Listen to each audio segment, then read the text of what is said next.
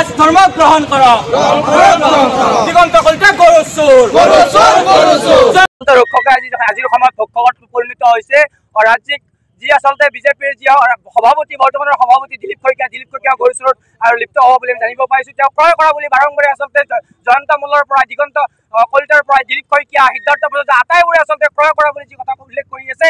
ৰাইজক অন্ধকাৰত ৰাখি আচলতে নীতি বহিৰ্ভূতভাৱে যি আচলতে কাণ্ড কৰিছে আচলতে কোনো ধৰণৰ কোনো পদ্ধতি ক্ৰয় কৰা হ'ব নোৱাৰে। আচলতে মহাচোৰ সৰু সাধাৰণ কেইটামান চোৰক আচলতে গৰু চুৰ ধৰি কেনে মুখ্যমন্ত্ৰীয়ে যি চমক সৃষ্টি কৰা পৰিলক্ষিত হৈছে। এতিয়া খুদ মুখ্যমন্ত্ৰীয়ে আচলতে দপ্তৰৰ মন্ত্ৰী এতিয়া গৰু চুৰত পৰিণত হৈছে। তেওঁলোকৰ ওপৰত কোনো ধৰণৰ ব্যৱস্থা গ্ৰহণ কৰা পৰিলক্ষিত হোৱা নাই। তেওঁলোকে পত্নী প্ৰেম দেখুৱাবলৈ গৈ আচলতে তেওঁলোকে ৰাজ সাহায্য প্ৰদান কৰা পৰিলক্ষিত হৈছে। জয়ন্ত মল্লৰ পত্নী ৰাজ সাহায্য 50 লাখ টকা পোৱা বুলি আমাৰ আচলতে তথ্য ইতিমধ্যে আচলতে ফাদিল হৈছে। সিদ্ধাৰ্থ ভট্টাচাৰ্যৰ পত্নী আচলতে 50 লাখ টকা পোৱা বুলি তথ্য ইতিমধ্যে ফাদিল হৈছে।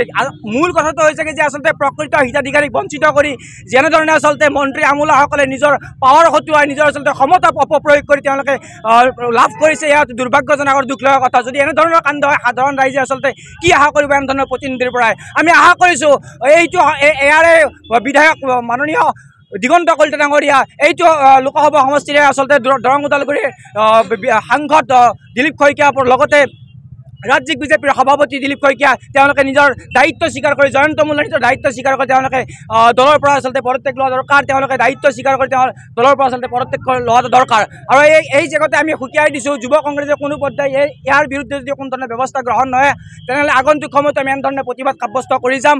কোনো পৰ্যায়ে মুখ্যমন্ত্ৰী যেনেধৰণে তুলুঙা মন্তব্য দি আচলতে তেওঁলোকক ৰক্ষণাবেক্ষণ দিয়া পৰিলক্ষিত হৈছে। আমি মুখ্যমন্ত্ৰীক জনাব বিচাৰিম যে আত্মীয়তা ত্যাগ কৰি ৰাজধৰ্ম পালন কৰক।